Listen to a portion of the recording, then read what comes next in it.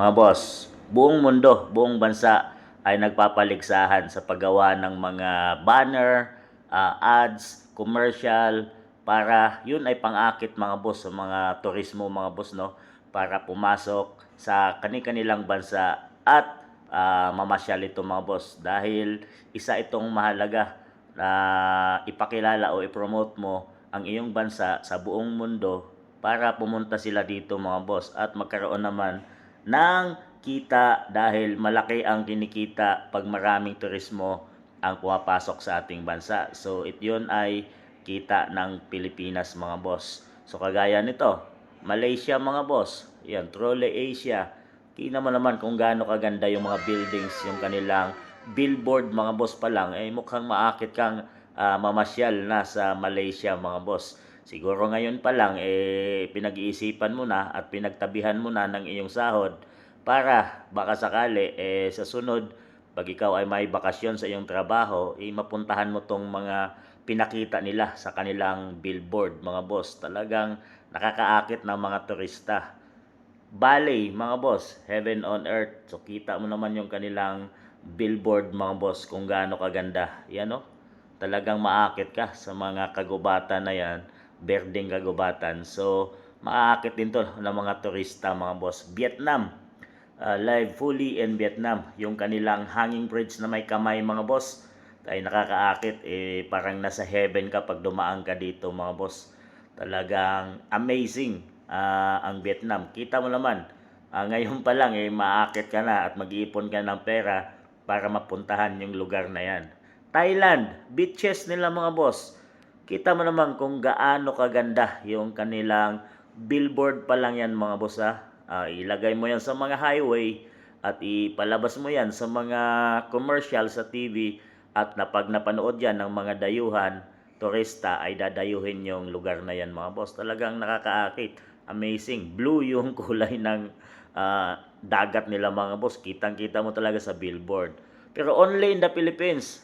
Sa lahat ng tong competition mga boss, Department of Tourism, DOT, ang billboard mga boss ay ang secretary ang nakalagay yung kanyang mukha. Hindi yung lugar ng Pilipinas kung saan ipopromote mo kagaya ng Boracay, Palawan, Baguio, Tagaytay. Marami tayong tourist spot mga boss. Bohol, Chocolate Hills.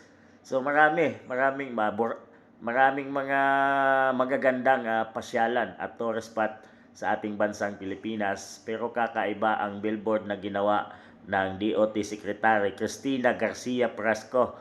Siya po yung anak ni dating Gobernador Gwen Garcia mga boss at asawa din ng representative ng Cebu na si Doc Prasco mga boss.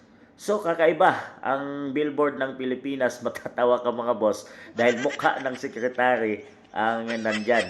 So di ko alam kung strategy nila to para makaakit ng mga turista or kaya naman ito ang dahilan mga boss kaya konti on the record ang papasok ng mga turista sa ating bansa ngayon mula under PBBM administration mga boss. So talagang lugi din sa income ang ating bansa ngayon mga boss dahil kulang sa mga foreigner na turista na pumasok sa ating bansa. Dahil kakaiba yung billboard diskarte na ginawa ng DOT Secretary Cristina Prasco, Garcia Prasco mga boss, no? Mukha niya inilagay. Pero dito sa mga billboard ng ibang bansa, yung kanilang lugar, place, ang ganda, yun ang kanilang ibinida. So kakaiba dito. And the award of the best tourism ads goes to the Philippines, Department of Tourism, Philippines. So congrats. So kakaiba yung strategy na ginawa ni Cristina Garcia Prasco mga boss, mukha niya. Pangakit kaya to? Bagay, maganda naman yung kanyang mukha. Alam mo mga boss, wala din tong pagkaiba sa kanyang asawa na si Doc Prasco mga boss nung nagkaroon ng bagyo or lindol doon sa Cebu City mga boss at binaha ay unang pinabigay ng mga ayuda ang Prasco mga boss, no, na namigay yung mga dilata, kape, bigas, pati mga trophy ng basketball mga boss, lahat yan may mukha ni Doc Prasco. Ganon katindi ang mga ang asawa nito mga boss na si Doc Frasco. Lahat ay may mukha niya. Parang ganito din ang ginawa ng kanyang asawa. Nilagyan din niya ng mukha yung Department of Tourism billboard mga boss. So bagay, nanalo siguro sa dyan. Kaya naman siguro walang pasok na motorista sa ating bansa. Sa inyong palagay mga boss, tama ba itong ginawa ni itong ating DOT Secretary Cristina Garcia Frasco? Kayo na humusga mga boss.